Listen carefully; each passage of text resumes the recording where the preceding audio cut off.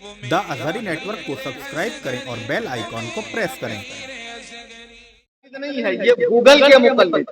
अब वो लंबा चौड़ा अगर आर्टिकल डाल दे, फिर उसको मैं पढ़ूं, फिर उसका जवाब हेरूं, तलाशूं, फिर उसको दूं, तो ठीक नहीं है। मैंने कहा चलो जितना है तबीयत से, कायदे से, बयान के अंदर ही इनको भरपूर खुराक दे देता। पीछे वालों सुनने का मूड है। एक्चुअली क्या है, गैर मुकल्लिद को टोपी पहनाना और मुझे ऐसा माइक पहनाना दोनों बड़ा है। वो टोपी में अनकंफर्ट होता, मैं ऐसे माइक में अनकंफर्ट होता। मुझे ऐसा लग रहा कुछ अलग ही है।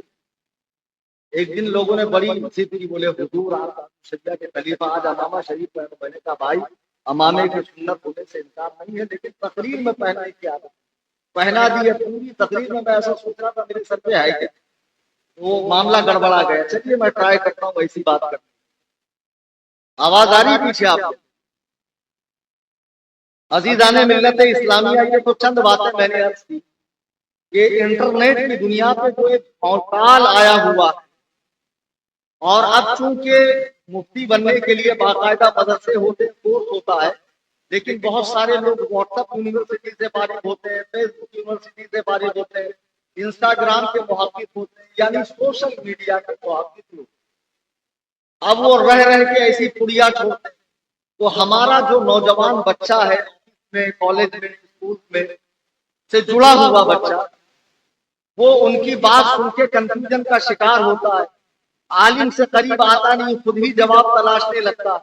अगर जवाब न मिले तो उसके दिल में शक बैठ जाता है, यार मेरी बातों का इनके पास जवाब नहीं।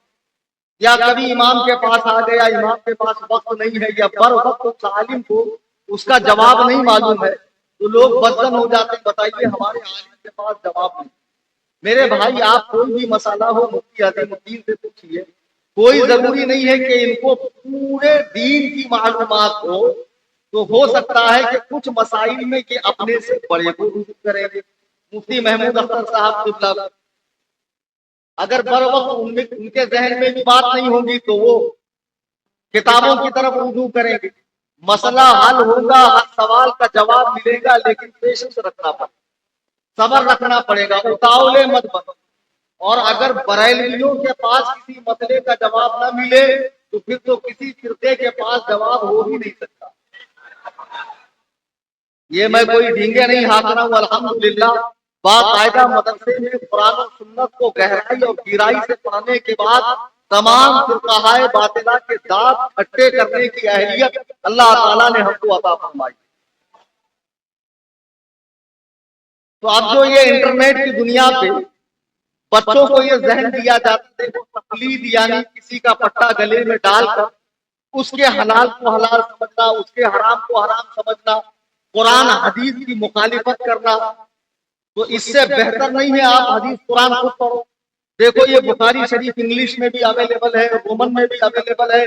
देखो इसमें लिखा है रसूलुल्लाह रफ़ा यदैन करते थे, रसूलुल्लाह फौक़ सदरिही, यहाँ हाथ बांधते थे, रसूलुल्लाह रफ़ा सबाबा, उंगली घड़ी घड़ी घड़ी घड़ी, यानी बार बार। मैं महाराष्ट्रीय हूं, थोड़ा कवर एडजस्ट कर लेना। तो बार बार रसूलुल्लाह ऐसी ऐसी उंगली में शौक में करते थे, टांगे चौड़ी करते थे, आमीन जोर से कहा करते थे, इमाम के पीछे सूरह फातिहा पढ़ा करते थे।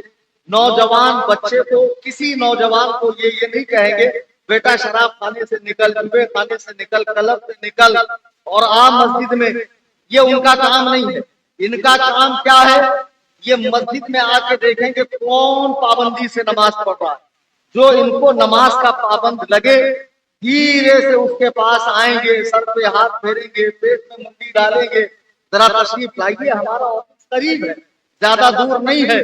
बेचारे को ऑफिस में ले जाकर ऊंची मसरत पे बिठा देंगे, एसी चालू कर देंगे, बाकायदा चाय पानी। अब जिस आदमी को माँ केले मंगाने के बाद गिनती है 12 है कि नहीं है, जिस पर घर वाले विश्वास नहीं करते हैं, अगर उसको इतनी ज्यादा रिस्पेक्ट मिल जाए, इतनी इज्जत मिल जाए, तो उसको भी तो अच्छा लगेगा। बताइए मेरे भाई, माशाल्लाह नमाज पढ़ते हैं, बड़ी अच्छी बात है, नमाज पढ़ा करो, लेकिन मैंने देखा आपने हाथ ऐसे बांधा। अगर कोई हदीस है तो हमको दिखा दो, हम तो रसूलुल्लाह वाले हैं, हम भी ऐसे हाथ बांधे। اب بتاؤ، کپڑا بیچنے والا، پکوڑی تلنے والا، رکشا چلانے والا، پلمبر کام کرنے والا، یہ بیچارہ تعمیری کام کرنے والا، یہ حدیث قرآن جانے گا؟ یہ بولے گا میں کیا جانوں حدیث قرآن، ہم نے مفتی عظیم الدین صاحب کو ایسے نماز پڑھتے دیکھا، مولانا انصار صاحب کو تو ہم پڑھ رہے ہیں۔ تو پھر کہیں گے بھائی آپ نے ان کا کلمہ پڑھا ہے کہ رسول اللہ کا کلمہ؟ دیکھو دل میں چبھنے والی بات کہیں گے، آدمی سوچے گا واقعی یار میں نے رسول اللہ کا کلمہ پڑھا ہے، مولانا انصار کا کلمہ تھوڑی پڑھا۔ تو کہیں گے اب میں آپ کو بتاتا ہوں کہ رسول اللہ کیا فرماتے ہیں۔ حدیث سب ہے، جتنی وہ دکھاتے ہیں سب ہے، ابھی میں آگے بتاؤں گا۔ اور 8 رکعت والی بھی، میں تراویح والی نہیں کہہ رہا، 8 رکعت والی بھی ہے، ابھی رمضان میں دکھائیں گے، سب حدیث۔ اب جب آپ کو بخاری کھول کر دکھائیں گے، دیکھو یہ بخاری تو رسول اللہ کی کتاب ہے، اور آپ پتہ نہیں کون کون سی کتابوں سے مسئلہ سیکھ کر آتے ہیں، اس کو بھی اچھا لگے گا، واہ واہ واہ واہ آج تو میں ڈائریکٹ محدث بن گیا، میری رسائی بخاری مسلم تک ہو گئی ماشاءاللہ۔ اب کیا ضرورت ہے مدرسے میں جانے کی، مشقتیں جھیلنے کی، پڑھنے کی، سرف و نو سیکھنے کی؟ اتنا اچھا شارٹ کٹ ہم کو مل گیا ہے کہ انگلش میں بخاری ہم کو پتا چل گئی، اس کو بھی اچھا لگ رہا ہے۔ دھیرے دھیرے دھیرے اس کو حدیث دکھاتے جاتے ہیں، اور پھر وہ حدیث کے نام پر مسجد میں آ کے پہلے تھوڑا پھر زیادہ ہی ٹکرانے لگتا ہے، پھر باقاعدہ ایسے ہاتھ باندھ کے دھیرے دھیرے نفل غائب، سنت غائب، پھر اس کے بعد ٹوپی غائب، پھر ان شٹ کر کے نماز پڑھے گا۔ پھر مولانا کہیں گے بابو نماز ایسے نہیں پڑھتے، وقوموا للہ قانتین، اپنے رب کے حضور ڈرتے ہوئے کھڑے رہو۔ نمازی کی یہ حالت اچھی نہیں لگتی ہے کہ ٹانگیں چوڑی ہو، بٹن کھلے ہو اور چھاتی پر ایسے ہاتھ ہو۔ وہ کہیں گا مولانا میرے پاس صحیح حدیث ہے، ہم کو زیادہ سمجھاؤ مت۔ آپ ابو حنیفہ کوفی کی مانتے ہیں، جن کو حدیث نہیں آتی تھی، جن کو عربی نہیں آتی تھی، اور میں تو رسول اللہ کی بات مانتا ہوں۔ آج کی نشست میں مجھے یہی سمجھانا ہے کہ وہ گروپ جو آپ کے ہاتھ میں حدیث تھما کر آپ کے ہاتھوں سے بزرگوں کا دامن چھین رہا ہے، کیا واقعی صحیح کہتا ہے؟ خدا کی قسم 150 سال پہلے ایک عارف باللہ نے، میرے امام نے کتنی مارکے کی بات کہی ہے، سونا جنگل رات اندھیری، چھائی بدلی کالی ہے، سونے والوں جاگ کے رہیو چوروں کی رکھوالی۔ ارے بھائی بلی کو اگر دودھ کی رکھوالی کے لیے رکھو گے تو آنے کے بعد چائے نصیب ہوگی؟ سارا چٹ کر جائے۔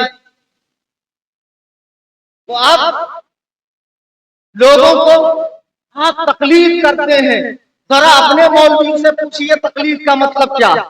چلیے میں بتا، اس زمانے میں پہلے دعویٰ کرتا ہوں پھر دلیل دیتا ہوں، اور آن لائن آواز جا رہی ہے تو تمہیں جا رہی ہے ماشاءاللہ۔ اور آپ کو شاید معلوم نہیں ہوگا کہ غیر مقلدین بڑے توجہ کے ساتھ مجھے سنتے ہیں، اور چھچورے خود بھی ہنستے بھی کہ مفتی صاحب کو اتنی ڈیٹیل ہمارے بارے میں کیسے معلوم۔ چلیے میرا بھی آئین ماشاءاللہ کافی گاڑا نکلا۔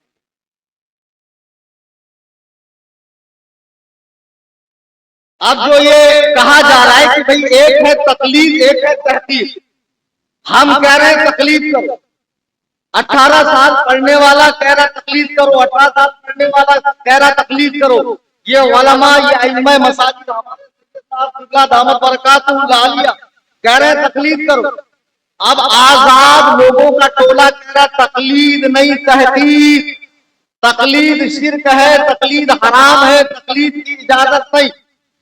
تو میں بتا دوں اس زمانے میں بلکہ قیامت تک 12 صدیاں ہو گئی، اس پر اجماع ہو گیا کہ تقلید واجب ہے۔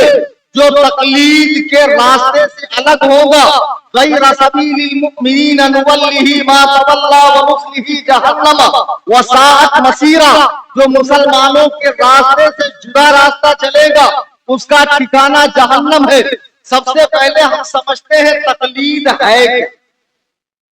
تقلید لغت میں کہتے ہیں قلادہ در گردن بستن، کسی کا پٹا گلے میں ڈالنا۔ اب یہ ہم کو چڑھاتے ہیں پٹا گرو پٹا گرو، دیکھو ان کے گلے میں پٹا، الحمدللہ ہمارے گلے میں پٹا۔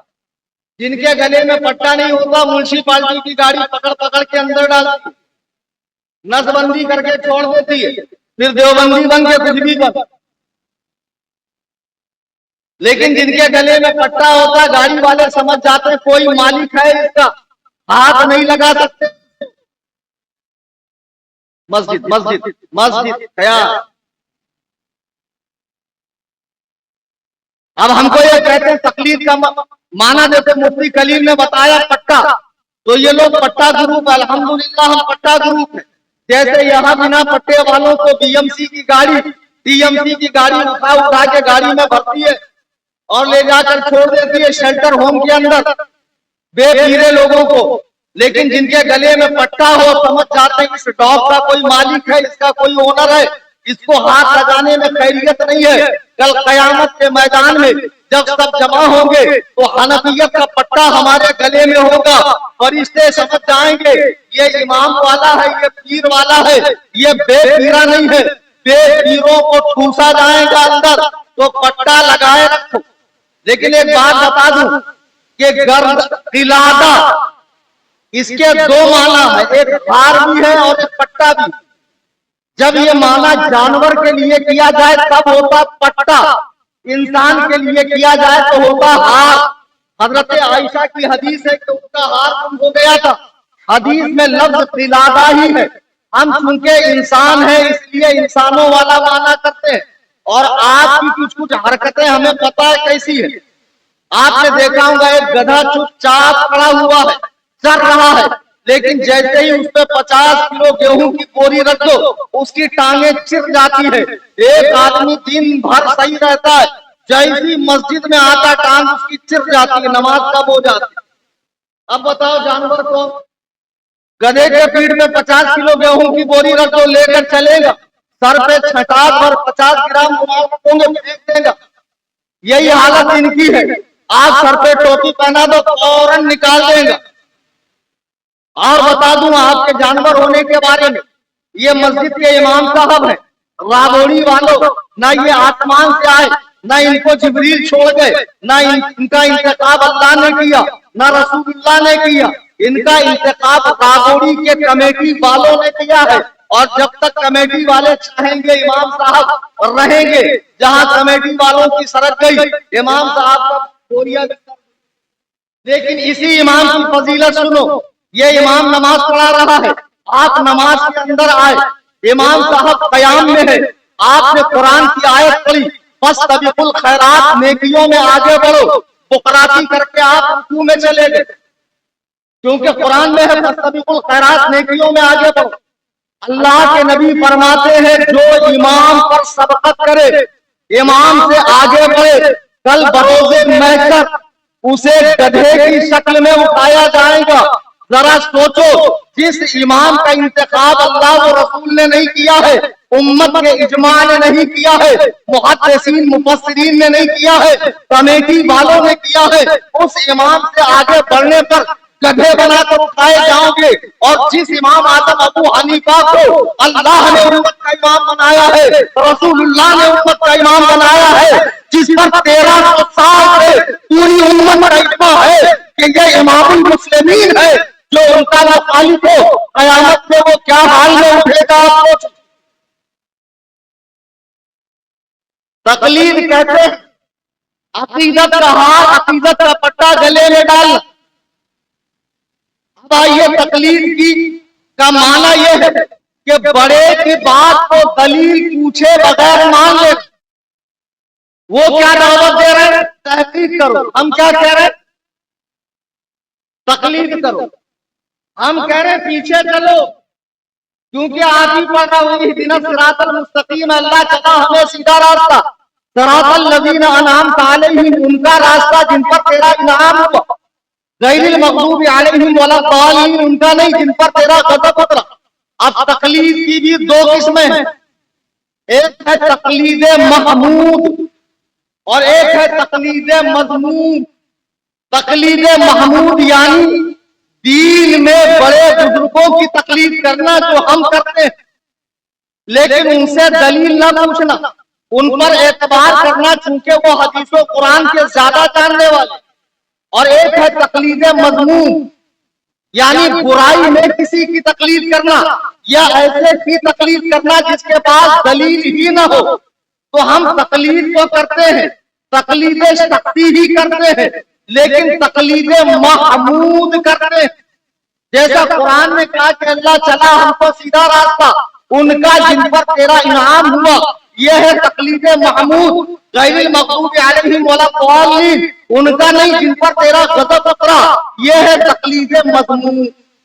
اب جب تقلید کی تعریف اور تقلید کا آپ نے تقلید کی قسمیں سمجھی، اب آئیے میں آپ کو تقلید کی حقیقت بتاؤں۔ جو لوگ نئے نئے غیر مقلد بن رہے ہیں، میں ان سے گزارش کروں گا، میں آپ کا دشمن نہیں ہوں، میں آپ کا خیر خواہ ہوں، مجھے آپ سے لگاؤ ہے، کیوں کا جہنم کے کی آگ مول لے رہے ہو؟ اللہ کے لیے بات کو دونوں طرف سے سنو اور سنجیدگی کے ساتھ سنو کہ کون تمہاری بھلائی چاہتا ہے، مقصود ہے اس بزم میں اصلاح مقاصد، نشتر جو لگاتا ہے وہ دشمن نہیں ہوتا۔ حقیقت تقلید کیا؟ اصل میں اطاعت صرف اور صرف اللہ و رسول ہی کی کرنی ہے، کسی اور کی نہیں کرنی ہے۔ یہ میں بھی کہہ رہا ہوں، پھر کہیں گے مولانا یہی بات تو ہم بھی کہہ رہے ہیں۔ آپ بہت کچھ ہضم کر جاتے ہیں، سیدھے مادر سمجھ کے پی جاتے ہیں، میں تفصیل بتا رہا ہوں۔ اصل اطاعت صرف اور صرف اللہ و رسول کی ہے، رسول کی بھی اس لیے کہ رسول نے اللہ کے احکام کو، اس کے قوانین کو اپنے اقوال و افعال سے اس کی ترجمانی کی ہے، اس لیے نبی کی پیروی کرنی، چونکہ نبی خدا کے رسول ہیں، اس کے حلال کردہ کو حرام کردہ کو بتانے والے ہیں، اس لیے رسول کی تقلید کرنی ہے۔ اب دین میں کیا حلال ہے، کیا حرام ہے، کیا جائز ہے، کیا ناجائز ہے، کیا فرض ہے، کیا واجب ہے، کیا دین ہے، کیا بے دینی ہے، یہ سمجھنے کے لیے خالصتاً اللہ و رسول کی اطاعت کرنی، ان کے علاوہ کسی کو مستقل بالذات مطاع یعنی اطاعت کے قابل اگر سمجھے تو ہمارے نزدیک وہ بھی خارج اسلام ہے، دین سے باہر۔ پھر ہم اماموں کی کیا کرتے ہیں، یہ سمجھنے والی بات۔ میں کہہ رہا ہوں کہ اطاعت صرف اللہ و رسول کی کرنی ہے، اللہ و رسول کے علاوہ کوئی مستقل مطابق ذات نہیں ہے۔ پھر ہم اماموں کی کیا کرتے ہیں وہی سمجھنا۔ دیکھو جو لوگ کہتے ہیں ڈائریکٹ قرآن حدیث پڑھو، وَلَقَدْ يَسَّرْنَا الْقُرْآنَ لِلذِّكْرِ فَهَلْ مِن مُدَّكِرٍ۔ میں اورنگ آباد گیا تھا، مہاراشٹر کا ایک مشہور شہر ہے، میں وضو کر رہا تھا، اندر ایک جماعت اسلامی والے صاحب ان شرٹ کیے ہوئے چند لوگوں کو لے کر قرآن ہاتھ میں لیے تھے، کہا یہ تو مولویوں نے قرآن کو مشکل کر دیا، قرآن تو اتنا آسان ہے کہ ہم لوگ ڈائریکٹ سمجھ سکتے ہیں۔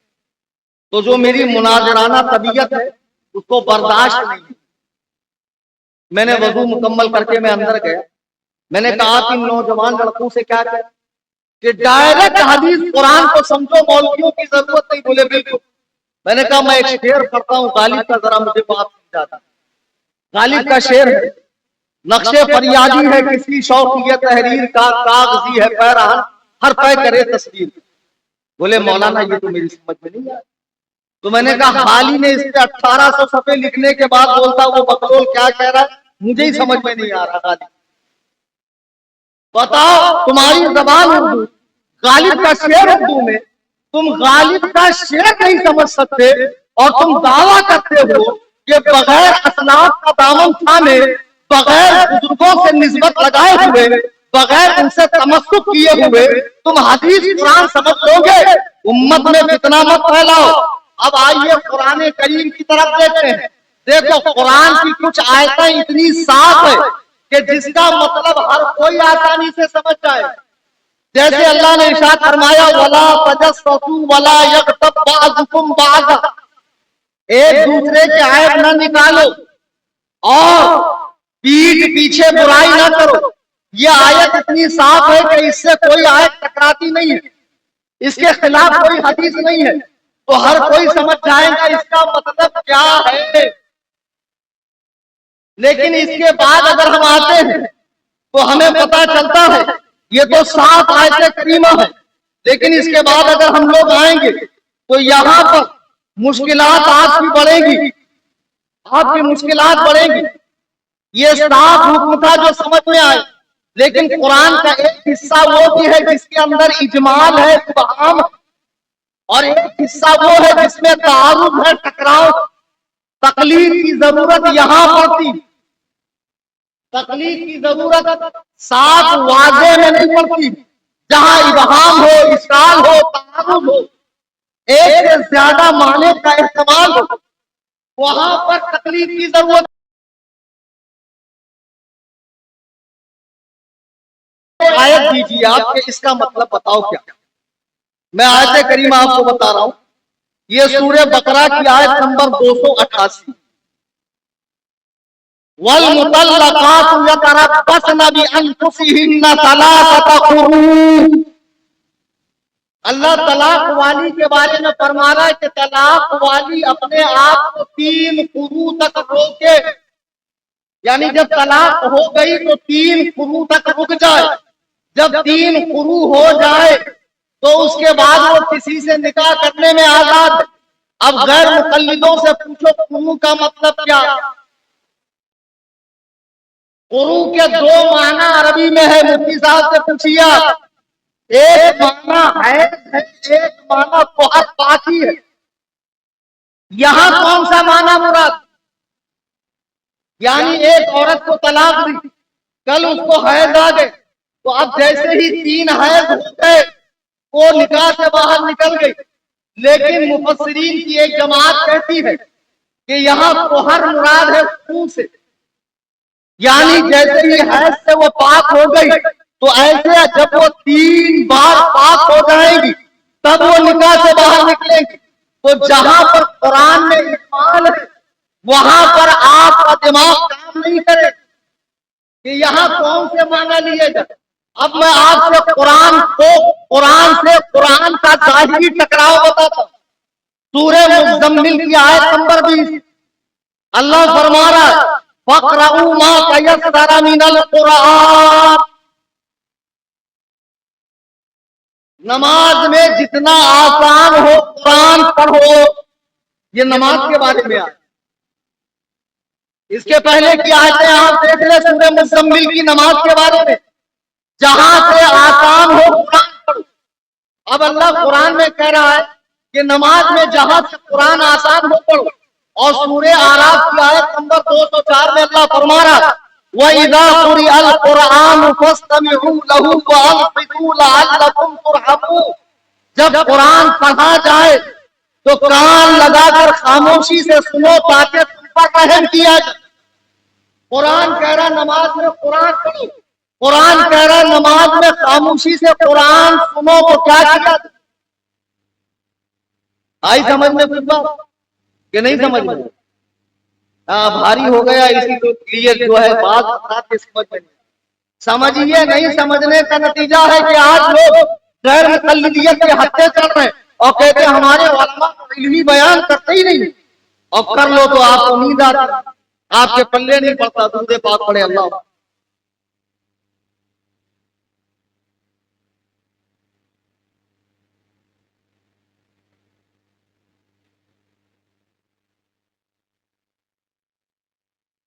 اب سنیے یہ قرآن سے قرآن کا ظاہری ٹکراؤ، تو میں آپ کو بتا دوں یہ ٹکراؤ بغیر تکلیف کے حل نہیں ہو سکتا۔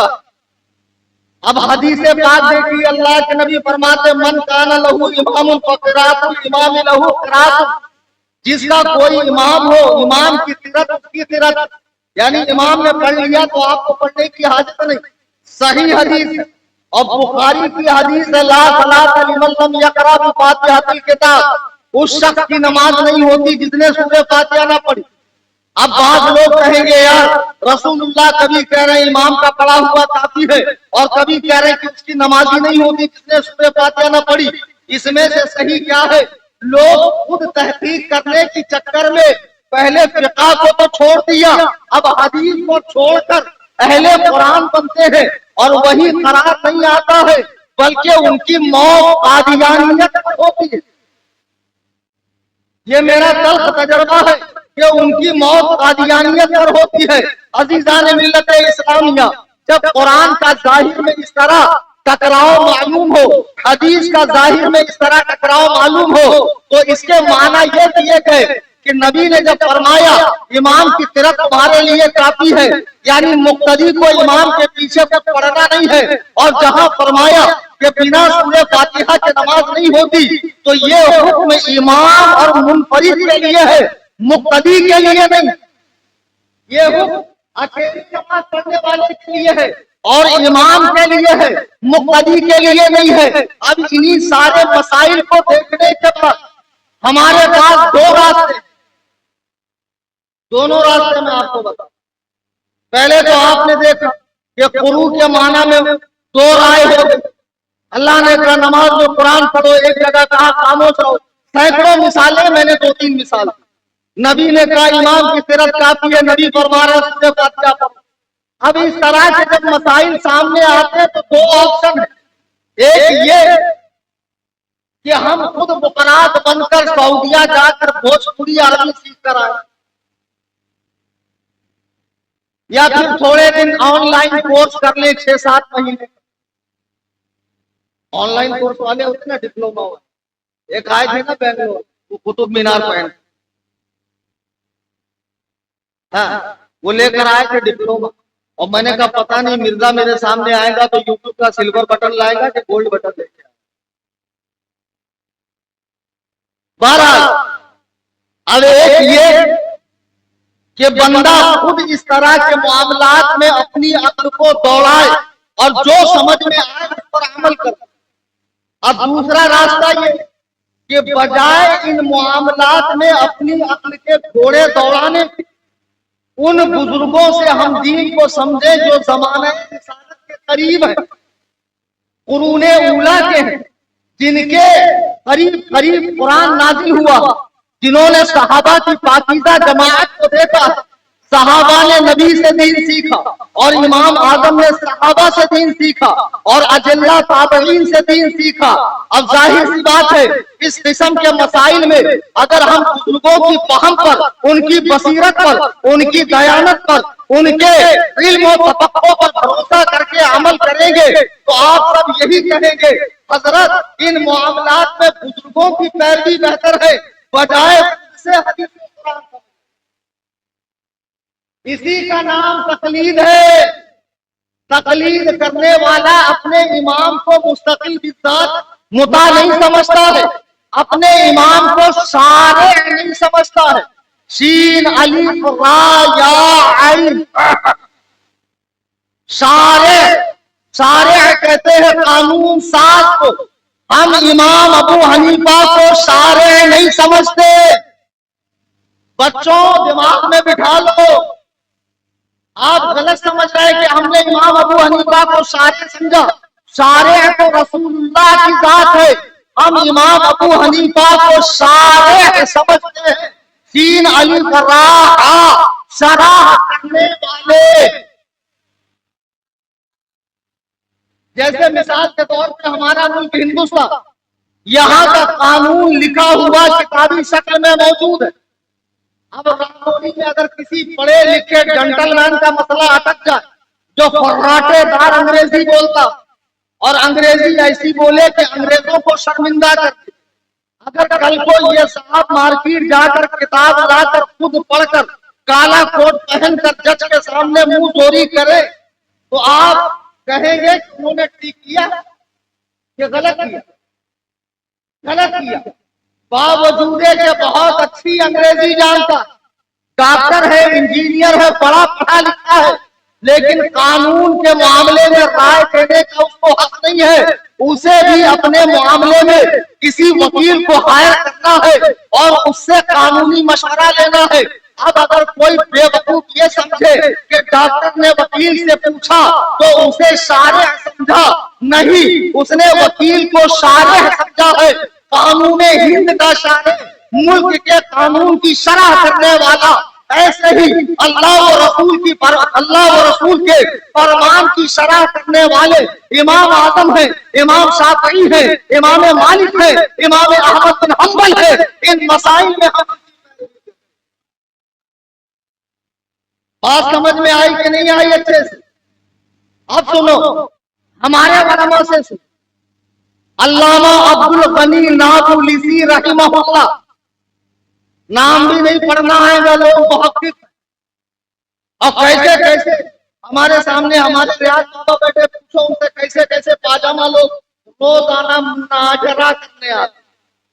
ماشاءاللہ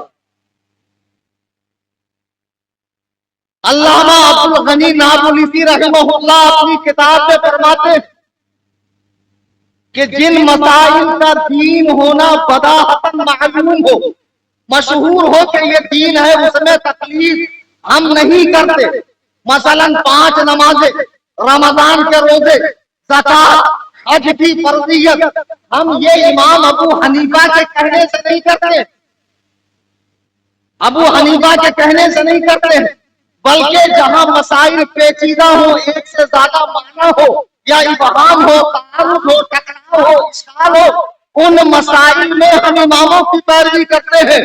خطیب بغدادی بھی فرماتے ہیں اور بڑی اچھی بات فرماتے ہیں کہ شرعی مسائل کی 2 قسمیں ہیں.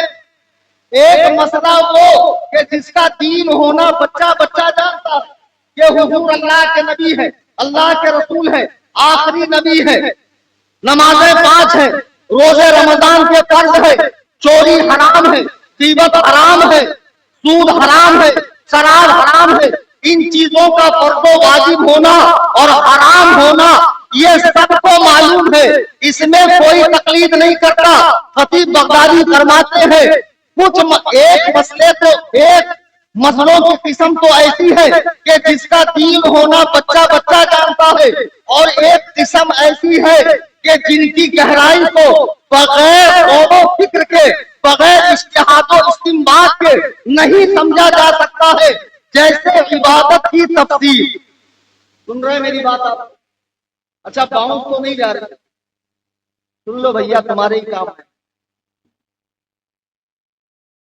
نمازیں 5 ہیں یہ سب کو معلوم، لیکن نمازوں کی تفسیر، استنجا کرنے سے، غسل کرنے سے، وضو کرنے سے، قیام کی کیفیت، رکوع کی کیفیت، سجدے کی حالت، پڑھنے والی تسبیحات، مفسدات، مکروہات، سنن و مستحبات، یہ امام ابو حنیفہ سے اور 3 اماموں سے سیکھنا پڑے.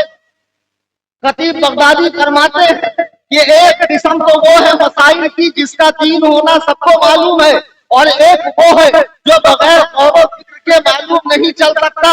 تو ہم اپنی عقل ٹھوسنے کے بجائے بزرگوں کے اوپر اعتماد کرتے ہوئے انہوں نے جو عبادت کی تفصیل بتائی ہے، روزے کی، نماز کی، نکاح کی، طلاق کی، حج کی اور عدت کی، بیع کی، شفاء کی، ہم ان پر اعتماد کر کے اس پر عمل کریں. پھر خطیب بغدادی فرماتے ہیں ہر شخص کو دین مکمل سیکھنے کا حکم نہیں دیا جا سکتا ہے. اگر ہر شخص مکمل دین سیکھے گا تو پھر اسے اگر واجب قرار دیا جائے تو کھیتیاں برباد ہو جائیں گی، کاروبار ٹھپ ہو جائیں گے، لوگ دوسرے شعبے میں کام نہیں کریں گے. آپ کہہ رہے ہیں تحقیق کرو، ہم کہہ رہے ہیں بزرگوں پہ بھروسہ کرو. سچی بات کون کرتا نہیں کرتا. اور بیٹا یہ تو بولو مت کہ آپ تقلید نہیں کرتے.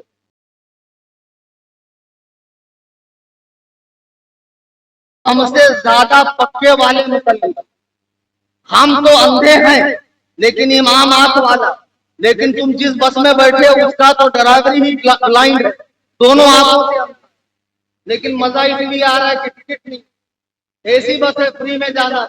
ارے جائیں گا کہاں؟ وہ دیکھ جنت سے ایک اسٹاپ پہلے. شرافت سے رہو. بہرحال اب یہاں ہم اپنے بزرگوں پہ اعتماد کرتے ہوئے ان کی باتوں کو فالو کرتے، ہر شخص کو تحقیق کا حکم نہیں دیتے. اب آپ کہو کہ ہر شخص تحقیق کرے تو ایک حدیث کی تحقیق میں 50 سال گزر جائیں گے، لیکن تحقیق نہیں ہو پائیں گی. دین پہ عمل کب کریں گا بیٹا؟ یہ دین پہ عمل بھی تو کرو۔ ہماری دعوت آسان رکھو، روٹیاں پکی ہے شرافت سے جا کر کھا، تو نئے سے بتا رہا ہے کہ کھیت میں جا کر ہل چلاؤ، دانا ڈالو، فصل اگاؤ، تو نکلے اس کو چھانٹو، اس کو گوندو، اس کو پیسو، روٹیاں بناؤ پھر کھا۔ ہم کہہ رہے اتنی تکلیف مت اٹھا، بزرگوں نے دین کو مدون کر دیا ہے، دین کو تدوین ہو چکی ہے، علماء سے مسئلے پوچھو، دین پر عمل کرو، خود تحقیق کرنے کے چکر میں بیڑا غرق ہو جائے گا۔ درود پاک پڑھیں، اللہم صلی علی سیدنا مولانا محمد بارک وسلم، صلاۃ و سلام علیک یا۔ اب ہمارے لوگوں سے کہا جاتا بھائی آپ نے کبھی آیت پڑھی جاتی کہ انہوں نے اپنے علماء کو خدا بنا لیا، وہ آیت جو بتوں کے بارے میں اتری ہے 4 اماموں کو چپکائی جاتی، پھر کبھی کہتے ہیں کہ یہ اپنے امام کے قول کو دین سمجھتے ہیں۔ علامہ ابن الحمام اور علامہ ابن نجیم مصری تقلید کے مفہوم کو واضح کرتے ہوئے لکھتے ہیں، التقلید العمل بقول من لیس قولہ احد الحجج بلا حجت منہا، جس کی ہم تقلید کر رہے ہیں، جس کا قول ہم لے رہے ہیں، اس کے قول کو ہم دین نہیں سمجھتے ہیں، بلکہ اس نے جہاں سے دین لیا ہے جو مآخذ شریعت ہے، اس پر صرف اعتماد کر کے ہم دلیل نہیں پوچھتے ہیں، ہم ان کے قول کو دین قرار نہیں دیتے ہیں، بلکہ جہاں سے انہوں نے دین لیا ہے ان پر اعتماد کر کے ان کی بات پر عمل کرتے۔ لوگوں کو گمراہ کرنا بند کرو کہ مقلد نے اپنے امام کو نبی مان لیا ہے، رسول مان لیا ہے، اور ہم تو تقلید نہیں کرتے، ہم تو تحقیق کرتے۔ ایک صاحب میرے پاس، چلیے آپ کو تھوڑا بیدار کر دیتا ہوں، میں سمجھ رہا ہوں آپ کو کس قسم کی تقریر چاہیے۔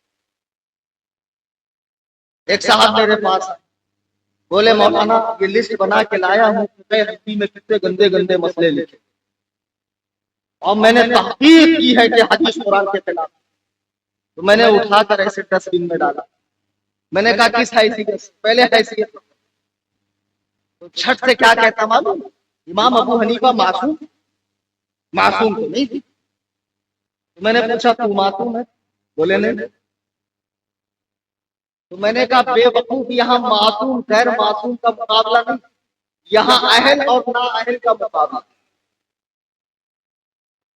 اللہ کے نبی سے صحابی نے پوچھا یا رسول اللہ قیامت کب آئے گی؟ حضور نے فرمایا جب امانتوں کو ضائع کر دیا جائے۔ صحابی نے پوچھا یا رسول اللہ امانتوں کے ضائع کرنے کا مطلب کیا؟ حضور فرماتے ہیں اذا وصل الامر الى غیر اہلہ فانتظر الساعہ، جب نااہل کوئی کام کرنے لگے تو سمجھ جاؤ قیامت قریب ہے۔ اللہ کی قسم قرآن و حدیث میں تحقیق کرنا ان کٹنجیوں کا کام نہیں ہے، نہ ان کے بڑے بڑے جو شیخ صالح فوزان کہلاتے ہیں، ابن عثیمین کہلاتے ہیں، یا ابن باز کہلاتے ہیں، یا ابن تیمیہ ہے، یا ابن قیم ہے، اللہ کی قسم ان 4 اماموں کے گھر کے باہر جو جھاڑو مارتا ہے وہ ان کے علماء۔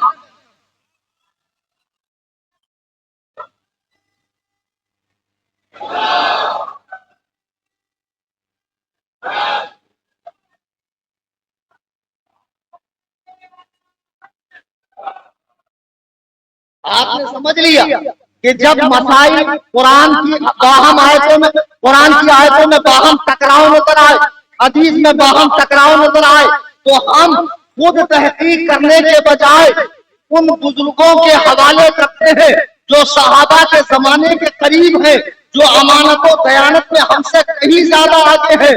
وہ امام اعظم ابو حنیفہ کپڑوں کے تاجر ہے، اور ان کے کپڑوں کی بہت بڑی میل تھی دار عمرو بن حریث میں۔ جیسے آج کل مال ہوتے ہیں نا، مال اس میں بہت ساری چھوٹی چھوٹی شاپ ہوتی ہے، کوفہ میں ایسے بہت بڑا مال تھا جس کا نام تھا دار عمرو بن حریث، اس میں امام اعظم کی کپڑوں کی دکان تھی۔ امام اعظم نے اپنے ساتھی سے کہا دیکھو اس کپڑے میں عیب ہے، بیچتے وقت بتانا۔ ساتھی بازار میں گیا، کوئی گراہک آیا، اس کو دے دیا، عیب نہیں بتایا۔ امام اعظم کے پاس آیا، امام اعظم نے کہا عیب بتایا کہ نہیں حضور بھول گیا۔ امام اعظم نے پورا مال صدقہ کر دیا.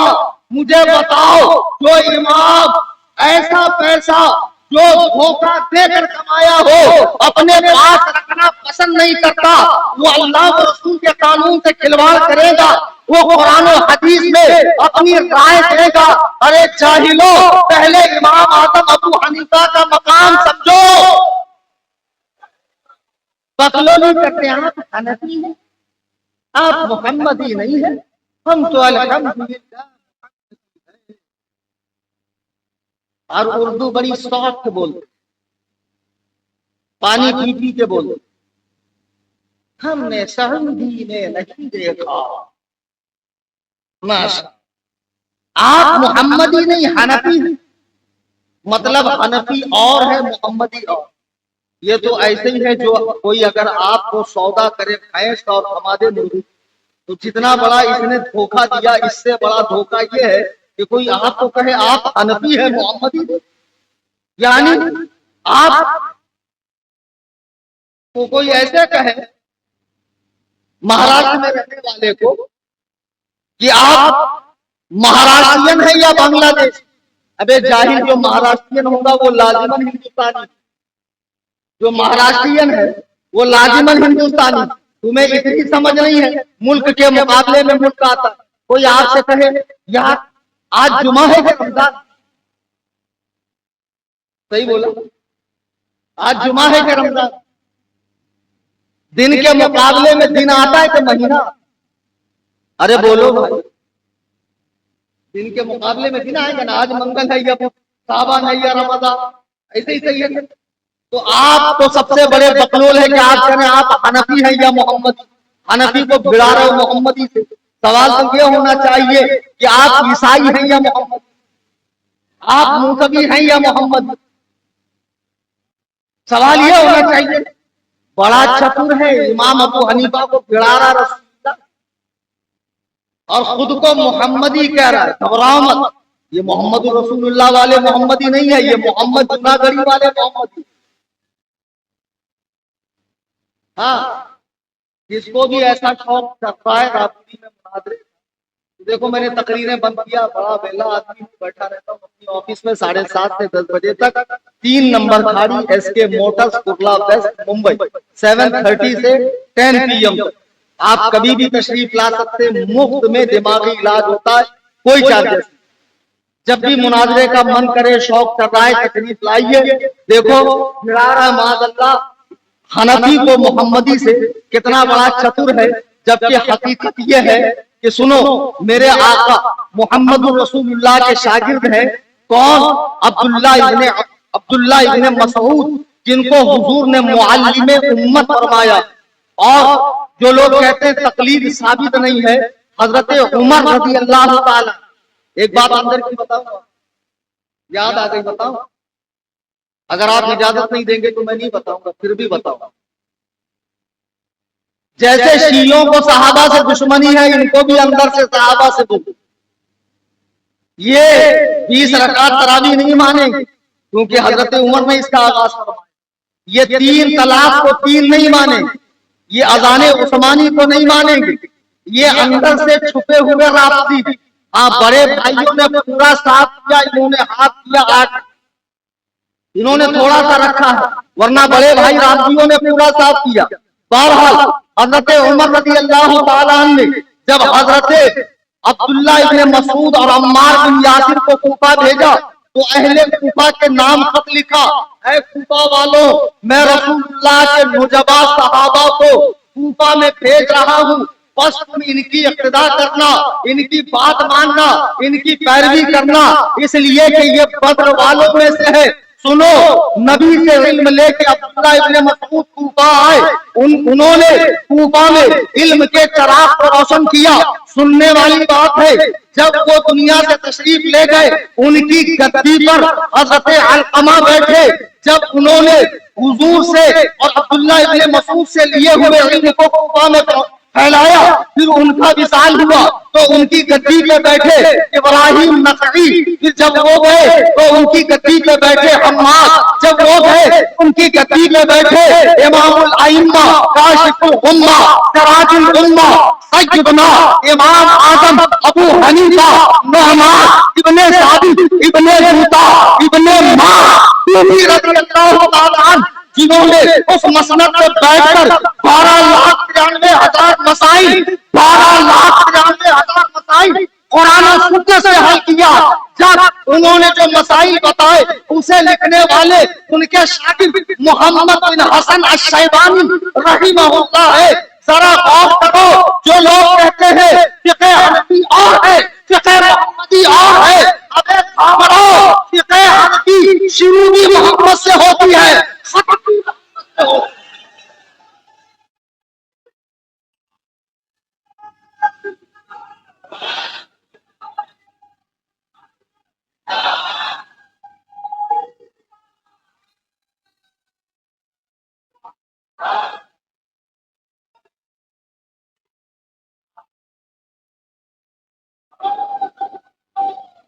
حضرات گرامی وقا، حضرات گرامی وقا،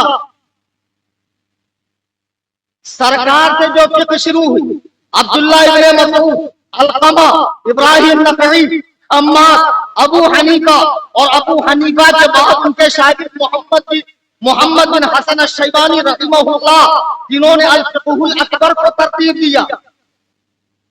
کہتے ہیں بھائی امام ابو حنیفہ اتنے بڑے امام، تو انہوں نے حدیث کی کوئی کتاب نہیں، جو بخاری لے کے ناشتہ ہے نا بیٹا، تو بخاری کا نام ہی بول دیتے.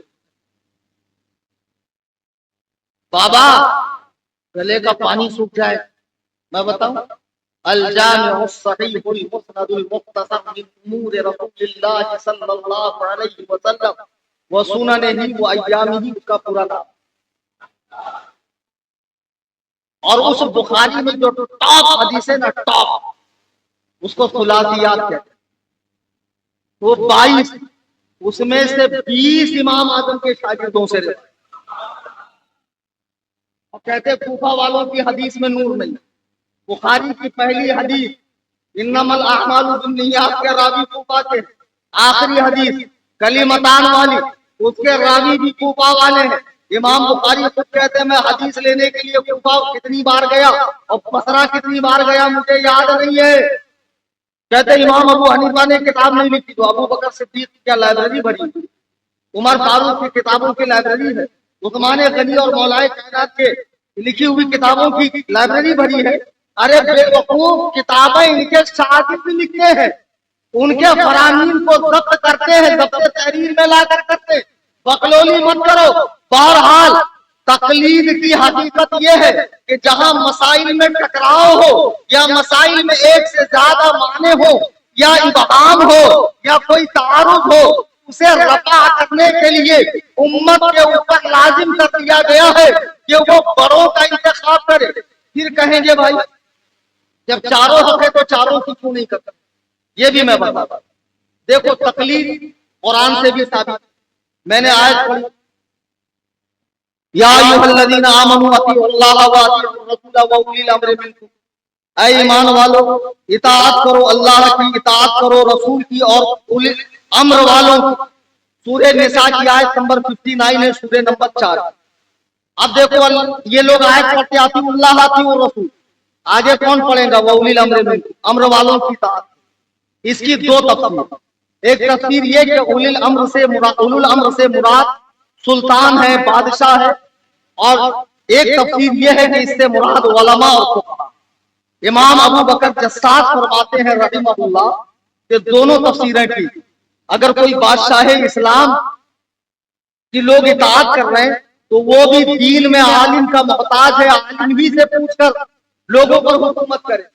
تو گویا کہ حاکم کی اطاعت بھی عالم ہی کی اطاعت ہے، حاکم کی اطاعت بھی عالم ہی کی اطاعت ہے. قرآن سے صاف تقلید کا حکم ثابت ہے. اور جو سورہ فاتحہ کو لے کے شور مچاتے ہو، جس نے سورہ فاتحہ نہ پڑھی اس کی نماز نہیں، کیا اس میں تقلید کا حکم نہیں ہے؟ اہدنا الصراط المستقیم صراط الذین انعمت علیہم، اے اللہ ان کا راستہ چلا जिन पर तेरा इनाम हुआ, मौका देते हो। हदीस कुरान काफी है, हदीस कुरान काफी है। तो इनके मौलवी के लाइब्रेरी में जाओ, ढेर सारी किताबें पड़ी है, उससे कहना बकलोल जब हदीस कुरान ही काफी है तो ये इतना सारा क्यों रखा हुआ है? फतावा फतारिया, फतावा उलमाए अहले हदीस, नुज़ुलुल अबरार, हदियतुल महदी, तुम्हारे उलमा ने इतनी किताबें लिखी क्यों? सवाल करना सीखो। तकलीफ का सबूत कुरान से भी और हदीस से भी। आइए मैं एक हदीस तकलीफ के मुताल्लिक सुनाकर अपनी बात को खत्म के करीब ले जाऊं। अल्लाह के रसूल अलैहि सलातु वस्सलाम, अच्छा हम जो इमामों की तकलीफ करते हैं शॉर्ट में बताता हूं।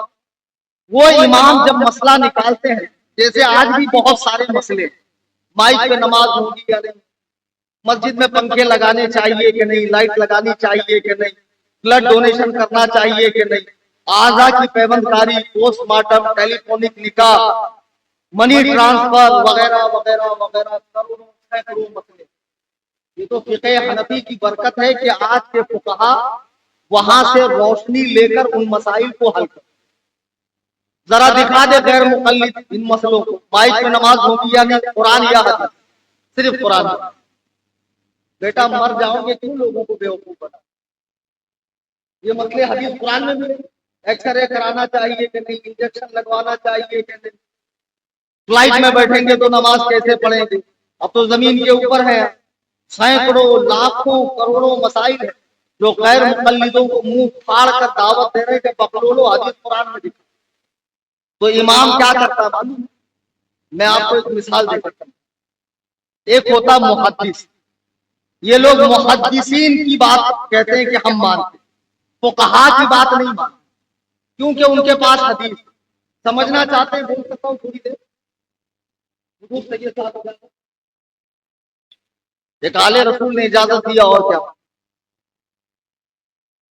और भाई दिमाग साफ कर लो, कुछ भी मत बोला करो, इंटरनेट पे लिख लो खारजी है, नासबी है, एहतराम नहीं करता। हम सारे सादात की जूतियां अपने सरों पर, ऐसा मत। हाँ, किसी का कुछ मामला गड़बड़ हो तो अदब करते हैं कि भैया समझदार, वैसा मत करो, तुम्हारे नाना का दीन है, हमसे ज्यादा तुमको फिक्र होनी चाहिए। खैर वो मेरा टॉपिक नहीं। देखो पांच लोग कहते हैं, अभी मैं नेट पे मैं भी पढ़ता रहता हूँ, खाली बैठने के बाद मैं भी जरा देखता हूँ क्या चल रहा है, क्या नहीं चल रहा है, करंट क्या मसला है। बोलते देखो इमाम अबू हनीफा ने क्या दिया, इमाम बुखारी ने बुखारी दी, इमाम मुस्लिम ने मुस्लिम दिया, ये दिया वो दिया। आप डॉक्टर के पास गए, तबीयत खराब, डॉक्टर ने नब्ज देखी और कुछ आड़ी टेढ़ी लकीरें मारी, जो समझना आपके बस का रोग नहीं है, ना इंजीनियर समझ सकता है, ना प्रोफेसर समझ सकता है, वो सिर्फ मेडिकल वाला ही समझ। अच्छा उसने लिया आपसे 500 रुपए, उसके यहाँ आपको कोई दवा दिखी, डिस्पेंसरी में कोई दवा नहीं।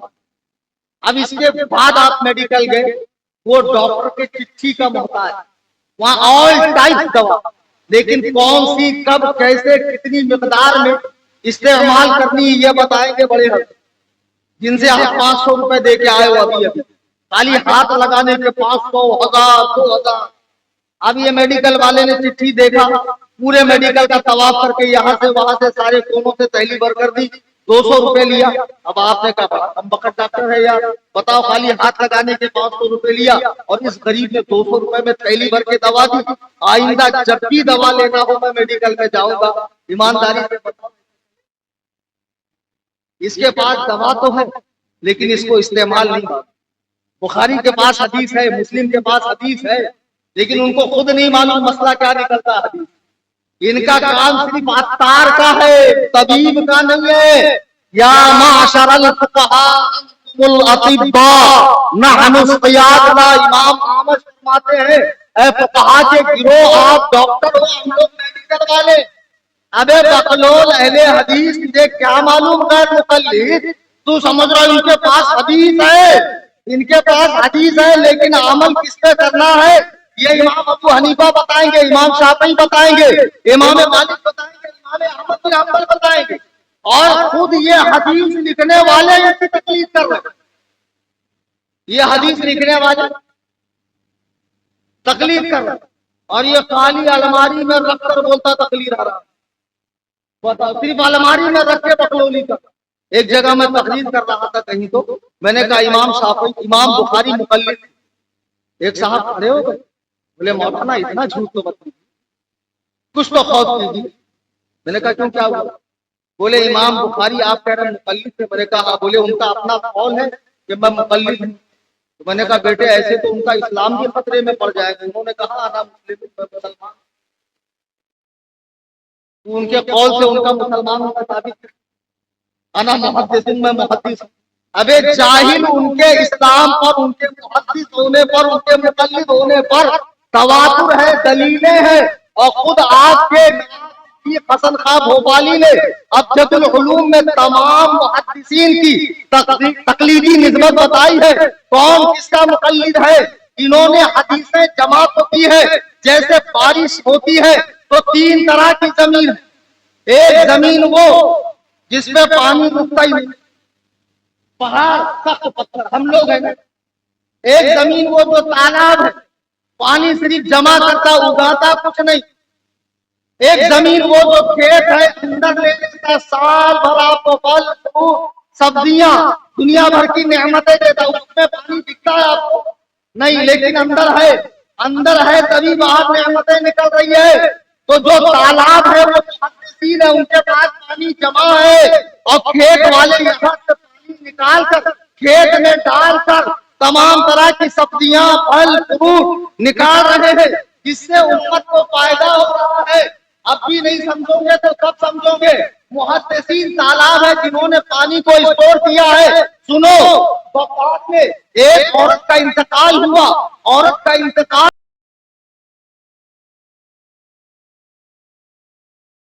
वो मुहद्दिसीन के पास आई, हदीस लिखने वालों के पास, और कहा ऐ मुहद्दिसीन के गिरोह, ये बताओ कि मेरी फलानी बहन का इंतकाल हुआ है, जो नहलाने वाली है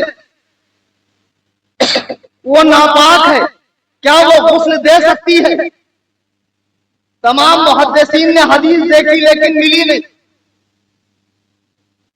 हदीस में था लेकिन मिला नहीं। तमाम मुहद्दिसीन ने हदीस देखी लेकिन मिली नहीं। लोगों ने कहा नहीं, इस बारे में कोई हदीस नहीं है। इमाम अबू माकोर आए तो उनसे पूछना, वो फकीह है। देखो मुहद्दिस और फकीह का फर्क। इमाम आजम मुहद्दिस भी है, फकीह भी है। इमाम बुखारी वो भी मुज्तहिद है, लेकिन मुज्तहिद मुतलक नहीं है। और भी मुहद्दिसीन वो फकीह नहीं है, मुज्तहिद नहीं है, उनके पास हदीस का खजाना है। उस औरत ने जब यह मसला पूछा तो सारे मुहद्दिसीन गौर करने लगे, कोई हदीस नहीं मिली। इमाम अबू मासूर आए, लोगों ने कहा इनसे पूछो। उसने पूछा कि बगदाद में एक औरत का इंतकाल हुआ, जो गुस्ल देने वाली है वो नापाक है, क्या वो गुस्ल दे सकती है? आपने कहा दे सकती है।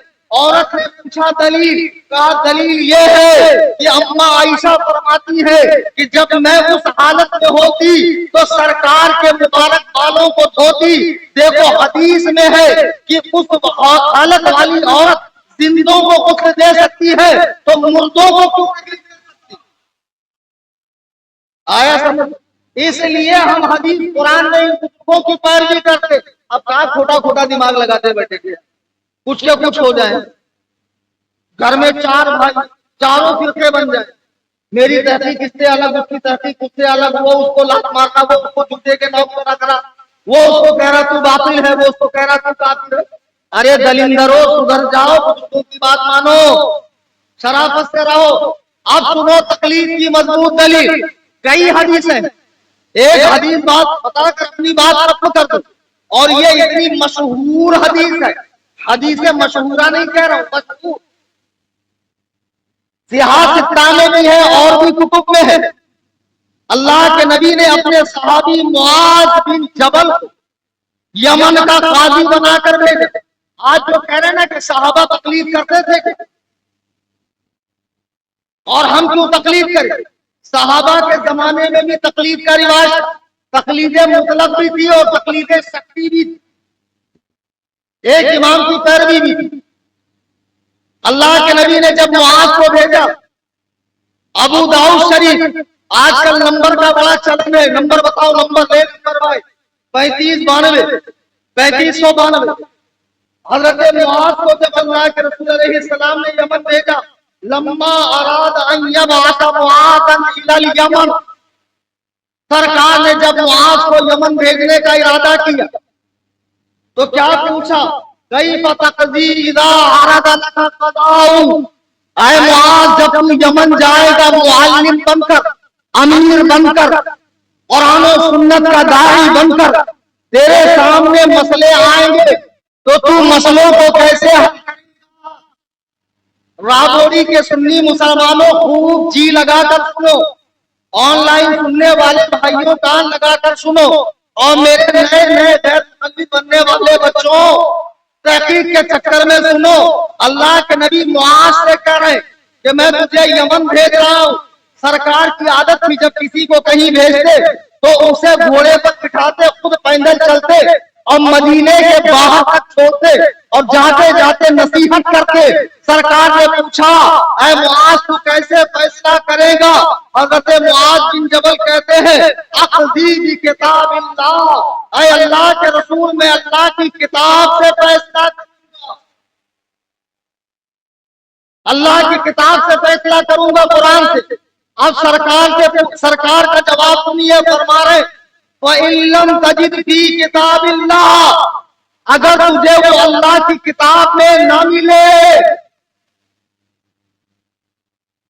نہ ہو نہیں کہا سرکار نے، نہ ملے، سمندر ہے اپنے بمبئی میں، چلو خود ہی مارتے، میں اگر گیا تو بہت کیا لے کے آؤں گا، ریتی، کوئی کوکن شریف پر رہنے والا جائے گا تو کچوا کیکڑا ویکڑا لے کر، لیکن کوئی بہت زیادہ تیراک اور ماہر اور غواص ہو تو وہ جا کے ہیرے جواہرات نکالے۔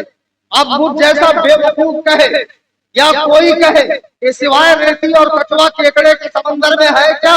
ارے بے وقوف کو تیری غواصی پر منحصر تھا، تیری غواصی پر منحصر تھا۔ اللہ کے نبی نے فرمایا فَإِن لَّمْ تَجِدْ فِي كِتَابِ اللَّهِ، اگر تجھے وہ اللہ کی کتاب میں نہ ملے، اللہ کی کتاب میں تو ہے لیکن تیری ڈھونڈنے کی صلاحیت پر یہ موقوف ہے کہ تو وہاں پہنچے گا یا نہیں پہنچے گا، تو معاذ بن جبل کہتے ہیں فَبِسُنَّتِ رَسُولِ اللَّهِ، میں آپ کی سنت میں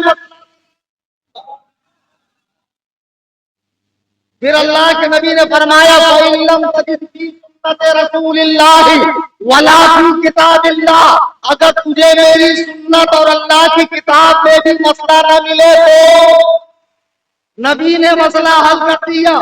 آج کہہ رہا سب ہے حدیث قرآن میں، سب ہے حدیث قرآن میں، ڈائریکٹ کرو ڈائریکٹ کرو ڈائریکٹ کرو۔ اللہ کے نبی صحابی سے کہہ رہے اگر تجھے میری سنت اور کتاب میں نہ ملے، اب سنو معاذ نے کیا کہا، آج تہیدو برائی ولو آلو، یا رسول اللہ پھر میں قیاس کروں گا، اپنی کوشش کو تھکا دوں گا، حدیث و قرآن کے نظائر تلاش کر کے مسئلہ بیان کروں گا۔ یہاں میں اپنی بات کو روک کر دو تین بات پوچھنا چاہتا ہوں۔ نمبر ایک، لوگ کہتے ہیں حدیث قرآن کافی، فقہ کو ہٹاؤ، اماموں کو ہٹاؤ۔ یمن والوں کی زبان کون سی تھی؟ مراٹھی کے بنگالی، عربی۔ اللہ کے رسول یمن میں حضرت معاذ کو بھیجے تو ایسے ہی کرنا چاہیے تھا، دیکھ یہ قرآن ہے اور یہ حدیثوں کا سیٹ ہے، لے جا کر دے دے، وہ پڑھیں گے اور خود مسئلہ حل کریں گے کیونکہ ان کی زبان عربی ہے۔ لیکن نہیں، سرکار پورے یمن والوں کے لیے ایک امام بھیج رہے ہیں۔ پورے یمن والوں کے لیے کتنے امام؟ سرکار بھی۔ اب یہ کہہ رہے ہیں کہ امام کی تقلید شرک ہے، تقلید مطلق شرک، تقلید شخصی شرک۔ اللہ کے رسول پورے یمن والوں جن کی زبان عربی ہے ان کے لیے معاذ بن جبل کو بھیج رہے، اور ٹریننگ دیکھو کہ کیسے فیصلہ کرے گا۔ کہا اللہ کی کتاب سے، کہا اس میں نہ ملے تو فرمایا کہ آپ کی حدیث سے، فرمایا اس میں نہ ملے تو کہا یا رسول اللہ میں قیاس کروں گا۔ اب نبی کو معاذ کا کان پکڑ کے مدینے میں لانا چاہیے کہ حدیث قرآن ہوتے ہوئے قیاس۔ حدیث قرآن کے ہوتے ہوئے قیاس کرے گا؟ جیسے یہ لوگ کہتے ہیں نہیں، اللہ کے رسول نے کیا کیا؟ فضرب رسول اللہ صلی اللہ علیہ وسلم صدرہ، آپ نے معاذ کے سینے پر ہاتھ مار کر زور سے، ہم شاباشی دیتے ہیں پیٹھ پر، نبی نے سینے پہ ہاتھ مار کر، نبوت والا ہاتھ مار کر، علوم و معارف کو، حکمت و دانائی کو معاذ کے سینے میں دیا۔ اچھا دیکھو، حضرت ابو ہریرہ صحابی ہے، بڑی روایت ہے ان سے، بڑے پائے کے محدث سے، انہوں نے کہا یا رسول اللہ حافظے کے لیے دعا کریں، یاد نہیں رہتا۔ سرکار نے کہا تیری چادر۔ حضرت ابو ہریرہ نے چادر، سرکار نے ایک کونا پکڑا، ابو ہریرہ نے ایک کونا پکڑا، حضور نے دعا دی۔ جب محدث کی باری آئی تو ایسے دعا دی ڈسٹنس پہ، اور جب فقیہ کی باری آئی تو سینے پہ ہاتھ مار دیا اور پورے علوم و معارف کو ڈیل دیا۔ اور اس کے بعد اللہ کے نبی کہتے ہیں الحمدللہ الذی وفق رسول اللہ لما یرضی رسول اللہ۔ اے اللہ تو نے اپنے رسول کے قاصد کو اس بات کی توفیق بخشی جس سے تیرا رسول خوش ہے، یعنی میں راضی ہوں کہ معاذ یمن میں جا کر قرآن و حدیث میں مسئلہ نہ ملے تو قیاس کے ذریعے، اجتہاد کے ذریعے، استنباط کے ذریعے مسئلہ بیان کرے۔ ارے بے وقوفو، چار امام مسئلہ کرتے نہیں۔ اب مجھے بتاؤ، کہیں پانی کی سمسیا ہو، بورویل بلا کر کھدائی کر کے زمین سے پانی نکالا جائے تو یہ کہا جائے گا کہ اس نے پانی کو پیدا کیا یا اس نے استنباط کر کے پانی کو نکالا؟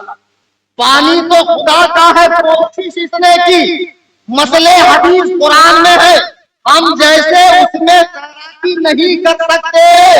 امام ابو حنیفہ نے اس میں غواصی کی اور وہاں سے مسائل کے لاڈ و بہر نکال کر ہمارے سامنے رکھ دیا۔ اب ہمارے لیے اسلم راستہ یہ ہے، احوط راستہ یہ ہے، نجات کا راستہ یہ ہے کہ تقلید کریں، پٹا ڈال لیں، ہار ڈال لیں، اتباع کریں، بقراتی نہ کرے۔ اگر بہت بقراتی آئی ہے بیٹا تو والمطلقات یتربصن فی انفسہن ثلاثۃ قروء، قروء سے مراد کیا ہے؟ آپ نہیں سمجھ؟ موت آ جائے گی ان کو۔ میرے بزرگوں اور دوستوں، یہ چند باتیں ہیں جو میں نے تقلید کے تعلق سے عرض کی۔ تقلید کی تعریف کیا ہے؟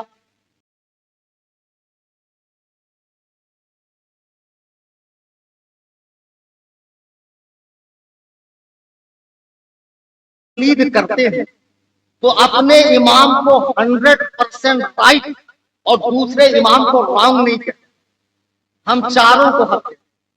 پھر کہتا بتاؤ چار حق بول دی، کیسے چار حق ہو جائے گا؟ حق تو ایک ہی نہ ہوگا، باقی جو رہے گا باطل ہو جائے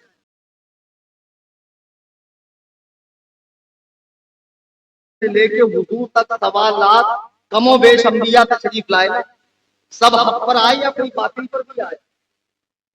تو حق ایک سے زیادہ نہیں ہو سکتا، یہ کہہ رہا تھا ایک ہی ہو سکتا۔ کعبے میں آپ جائیں، چاروں کونے پہ لوگ نماز پڑھتے ہیں، تو ان میں سے کون سے سائڈ والوں کی نماز؟ آپ کہیں گے سب کی ہو، چاروں حق۔ آسمان سے جتنی کتابیں اتری سب حق ہے کہ کتنا حق بھی؟ یہ کتنا بڑا پاگل ہے بتاؤ، سمجھتا کچھ نہیں ہے۔ اب بقراتی مار مار کے گاڑا گاڑا عین قاف نکال کے سعودیہ جا کر، سعودیہ جاتا ہے بیچارہ، بلاتے ہیں اس کو ڈراوری کے کام کے لیے اور ڈھکیل دیتے ہیں جنگل کے اندر اونٹ چرانے کے لیے، اور وہاں جو کفیل ہوتا ہے اپنی پوشیدہ کتابیں اٹھا کے دے دیتا ہے۔ اب یہ اونٹ کے ساتھ آپ کر کے کچھ عربی پڑھ کے کچھ لغت سے نکال کے کچھ انٹرنیٹ سے نکال کے جوڑ جاڑ کے محدث بن جاتا ہے۔ اور یہ جھاپک جھوا داڑھی رکھ کے جب آتا ہے، منہ تو دکھتا کہ نہیں، اتنا سچ منہ رہتا ہے، یہ یہاں سے چالو ہوتی داڑھی، اور جو ذرا سا دکھتا اس میں بھی 10 کا سکہ آ جاتا۔ ہم نے سعودی میں نہیں دیکھا، اتنا تو گاڑا میں بھی نہیں نکالتا، سعودی میں ایسا تو سعودی میں نہیں ہوتا تو ہم کیا کریں؟ ہم نے سعودی کا کلمہ پڑھا ہے کہ رسول اللہ کا کلمہ پڑھا؟ یہاں پہ بکلو اور وہاں سے آنے کے بعد صحیح میں ہمارے یہاں ایک صاحب تھے، وہ پان کو ایسا چننا لگاتے تھے، پان ٹپڑی چل نہیں رہی تھی، اماں نے کچھ پیسے جوڑ جان کے سعودیہ بھیج دیا، سعودی جا کے 4-5 سال رہ کے مسند امام احمد بن حنبل پڑھ کے آ گئے۔ تو پہلے تو پان میں پوچھ کر چونا لگاتے تھے، اب بغیر پوچھے ہوئے چونا لگا، بغیر پوچھے ہوئے چونا لگا۔ ایک دن ان کی طبیعت خراب ہو گئی، سعودی کے گرم گرم ماحول سے ہندوستان تشریف لائے، طبع مبارک میں گرام گزرنے لگا، بخار آ گئی، ڈاکٹر کے پاس گئے، ڈاکٹر صاحب نے دیکھا حالت شیخ صاحب کی نازک ہے، فضیلۃ الشیخ حفظہ اللہ، تو ان کو چٹھی لکھ کر دے دی کہ جاؤ دوا لے لو۔ فضیلۃ الشیخ صاحب محقق آدمی تھے، ایسے تو کسی پہ بھروسہ نہیں کر سکتے، ایسے بھروسہ کرنا تقلید ہے نا بھائی، ڈاکٹر کی تکلیف بھی تو شرک ہو جائیں گی، جب اماموں کی تکلیف شرک ہے تو ڈاکٹر کی چٹھی کو بغیر تحقیق کرے دوا لے لینا تکلیف نہیں ہے۔ تو گئے ان کے پاس جو چوراہے پہ چپل سی رہے تھے، محقق صاحب ذرا بتائیے یہ صحیح لکھا؟ سبحان اللہ، کیا کہنے، آپ کا دماغ وہاں نہیں جا رہا جہاں میں لے کے جا رہا۔ کھانے کا انتظام ہے، آپ لوگوں کو بول رہا ہوں کھانے کا انتظام ہے، ٹینشن مت لو، یہ معلوم ہے اللہ قربانی مانگتا ہے، سنی بریانی مانگتا ہے، ملے گی، ٹینشن مت لو۔ مولانا عظیم الدین نے سب انتظام کیا، تھوڑا سا بول کے ختم کر دیتا ہوں۔ تو محقق صاحب گئے موچی کے پاس، ذرا بتائیے ہم تو سعودی سے آئے ہیں، یہ ڈاکٹر نے لکھ کر دیا ہے، بتائیے یہ صحیح ہے کہ نہیں ہے؟ تو انہوں نے پڑھا، بولے نہیں یہ تو بالکل ضعیف ہے، بالکل موضوع ہے، من گڑت ہے، اس میں جو دوا کا نام ہے وہ اتنی بڑی بڑی ہے، آپ کے حلقوم مبارک سے نیچے نہیں اترے گی، بہت زیادہ اوور چارج کیا ہے، ایمانداری سے بتاؤ۔ اب اسی پر اگر ہلہ مچانے لگے، بتاؤ کہ ڈاکٹر کتنا بڑا کمبخت ہے جس نے ہم کو غلط دوا دیا، یہ تو اچھا ہوا کہ فلانے نکڑ پہ موچی صاحب مل گئے جنہوں نے ہماری آنکھیں کھول دی، ورنہ ہم تو تکلیف کے گڑھے میں گرنے والے تھے۔ ابے بقلوب، ڈاکٹر کی چٹھی ڈاکٹر کو دکھاتے کہ موچی کو دکھاتے؟ کس کو دکھاتے؟ ڈاکٹر سے ڈاکٹر کا اختلاف، انجینئر سے انجینئر کا اختلاف، آرکیٹیکچر سے آرکیٹیکچر کا اختلاف، مولانا سے مولانا کے جھگڑے۔ تو ہے تیرے کو کون جانتا؟ یہ سیدھا چھلانگ مار کے امام ابو حنیفہ معصوم تو نہیں ہے، معصوم نہیں ہے، اہل ہے، تو نااہل ہے۔ مسجد میں دیکھے نہیں، عشاء میں ایک امام باقی مقتدی، تیسرا تھا فتنہ، جس کو امام پسند نہیں ہے تو وہ نماز نہیں پڑھتا، فتنہ پھیلاتا، ایک مرد ایک عورت، تیسرا کیا آپ کو معلوم، ایک مجتہد ایک مقلد۔ اب اس امت میں مجتہد کوئی نہیں ہے، سب مقلد ہے۔ امت میں دو طرح کے لوگ ہیں، ایک مجتہد ایک مقلد، مجتہد گزر چکے، ان کے مذہب پہ عمل کرنے والے مقلد، یہ تیسرا کہاں سے آ گئے بھائی؟ اور کہہ رہا بتاؤ امام ابو حنیفہ کے مسئلے کو شیخ معراج ربانی نے کہا غلط ہے، کفایت اللہ صنابلی نے کہا غلط ہے، توصیف الرحمان نے کہا غلط ہے۔ یہ تو ایسے ہی ہے جیسے ڈاکٹر کی چٹھی کو موچی دلال موچی چیک کرے اور غلط کہے، تو اس معاملے میں موچی کی رائے کو ٹھکرا دیا جائے گا۔ مجھے بتاؤ امام اعظم ابو حنیفہ کب کے آدمی ہے؟ ایک کب 60 میں، ہجری 80 میں پیدا ہوئے، ہجری 150 میں ان کا وصال ہو گیا، ان کے بعد امام مالک آئے، ان کے بعد امام شافعی آئے، ان کے بعد امام احمد بن حنبل آئے۔ اگر انہوں نے مسئلہ غلط بیان کیا تھا تو امام مالک نے آبجیکشن کیوں نہیں اٹھایا؟ امام شافعی نے آبجیکشن کیوں نہیں اٹھایا؟ امام احمد بن حنبل نے آبجیکشن کیوں نہیں اٹھایا؟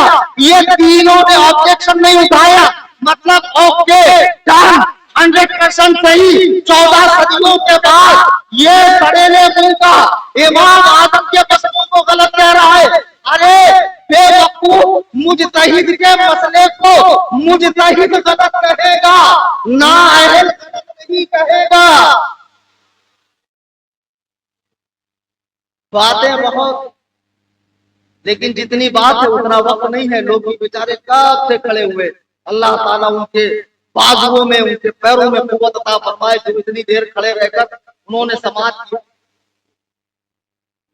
ایک ہمارے مفتی صاحب فرما رہے ہیں رفع یدین کا مسئلہ پوچھنا. دیکھیے رفع یدین پوری امت کے نزدیک نماز کے شروع میں، وتر میں اور عیدین کی نماز، اس کے علاوہ جتنے رفع یدین ہیں منسوخ. حدیث ہے، میں نے کہا نا حدیث ایسا نہیں، حدیث موجود. اب جو کہتے ہیں کہ ہمارے پاس رفع یدین کی حدیث ہے، ارے بھائی آپ کے پاس 1200 حدیث ہے، ایک دو حدیث نہیں، بس ایک حدیث ایسی لاؤ اور رفع یدین کرو. ورنہ یہاں بورڈ لگا دیجئے کہ شافعی کے علاوہ اگر کوئی رفع یدین کرے گا تو اس کو اجازت. دلیل دے رفع یدین. سنی شافعی ان کے علاوہ اگر کوئی رفع یدین کرے گا تو اس کی رفع یدین کرنا ہے تو دلیل لاؤ. حدیث تو تم لا رہے، جو ہم کہہ رہے ہیں وہ حدیث صحیح، صریح، غیر معارض اور مرفوع، جس میں یہ چار بات. اور آمنہ کے لال نے دنیا میں جو آخری نماز پڑھی ہے وہ رفع یدین والی تھی. آپ قیامت کی صبح تک حدیث لے کر آؤ میں رفع یدین.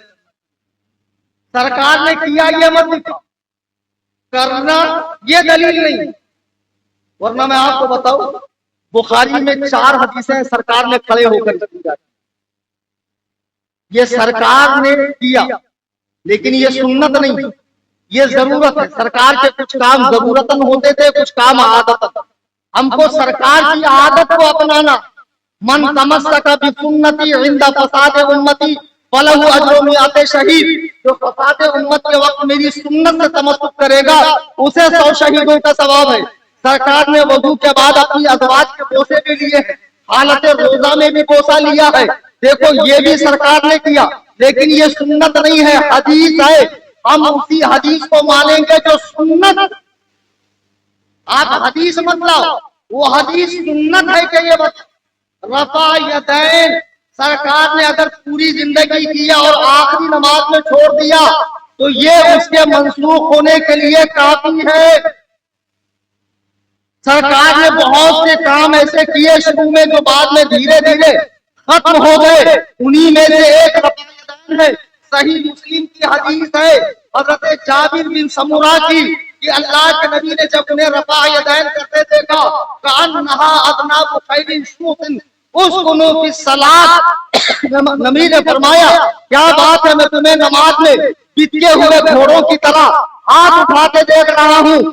خبردار نماز میں سکون اختیار کرو. رفع یدین نماز کے سکون کو برباد کرتا ہے. رفع یدین منسوخ ہے. ہاں شافعی بن کے کرو ایک مجتہد کی پیروی میں تو جائز ہے. خیر مقلد بن کر کرو گے تو آپ کیونکہ مقلد ہے نہیں، مجتہد کا قول آپ لیتے نہیں ہے، تو کس تحقیق کے بنیاد پہ آپ رفع یدین کریں؟ اگر آپ کے پاس رفع یدین کی حدیث ہے تو دیکھو میں بیٹھا صحیح، صریح، غیر معارض اور مرفوع حدیث لے کر آؤ کہ حضور نے آخری نماز جو پڑھی ہے آمنہ کے لعل نے، جس سے رفع یدین کا دوام ثابت ہو جائے.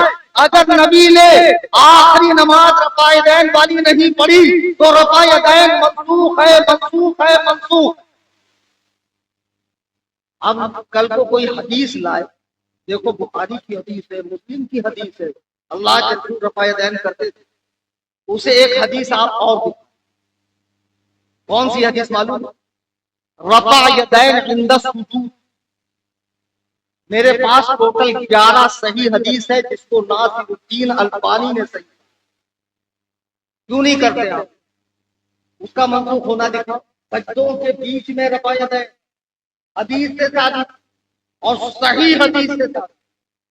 آپ جس دلیل سے اس کو منسوخ مانتے ہیں اسی دلیل سے ہم اس کو. اب کہیں گے مولانا منسوخ دکھاؤ. ایک کام کرو، جب صبح اٹھنا تو جا کے دکان پہ ڈھیر سارا سامان لے لینا کرانے اور نکال کے دے دینا اس کو پرانا والا 1000 کا نوٹ. وہ کہیں گا ارے بے وقوف آدمی اتنا سارا مال لیا ہے، 100 روپے دے، 500 روپے دے، یہ 1000 روپے کہاں دے؟ تو آپ وہاں منہ دوری کرنا. کیا یہ ہندوستانی نوٹ نہیں ہے؟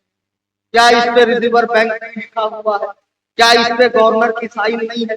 کیا اس پہ انڈیا کی 15 بھاشا نہیں ہے؟ وہ کہیں گا میرے بھائی سب ہے لیکن یہ منسوخ ہے. پھر آپ کہنا نہیں اس پہ لکھا کہاں منسوخ لکھا؟ اس پر دکھا کر لی وہ کہیں گا ابے بکلول آدمی میرے علاوہ کسی کے پاس جا وہ نہیں لے گا، تو ملک کا مارکیٹ جسے لینا بند کر دے یہ اس کے منسوخ ہونے کی دلیل ہے۔ جس کو مجتہد نے نہیں لیا امام اعظم ابو حنیفہ نے، جو اتنے بڑے فقیہ ہیں محدث ہیں اور جن کے پاس 5 لاکھ حدیثیں ہیں، جن کے شاگردوں کے شاگرد امام بخاری کے دادا استاد ہیں اور استاد ہیں، جب انہوں نے نہیں لیا تو یہ اس کے منسوخ ہونے کے لیے کافی ہے۔ آپ کو رفع دین کا شوق ہے، میری کتاب تحقیق رفع دین پڑھیے، میں نے ان کی دلیلوں کا بھی اس میں آپریشن کیا ہے۔ اور ایک آخری بات، میرے چینل سے جڑ جاؤ، بہت طبیعت کا دیتا رہتا ہوں، ہلکا بھاری تو روٹی دیتا ہوں اور تمام کو دیتا ہوں، جتنے باطل فرقے، بہت آسان ہے، واٹس ایپ کھولو، واٹس ایپ میں اپڈیٹ میں جاؤ، اوپر جو کیمرے کے بازو میں سرچ کا بٹن ہے اس پر کلک کر کے سنی لکھو، نیچے سنی جمعیت الاحناف آئے گا، اس پر کلک کرو، فالو کرو، بیل آئیکن کو دباؤ، اس کی لنک کو شیئر کرو۔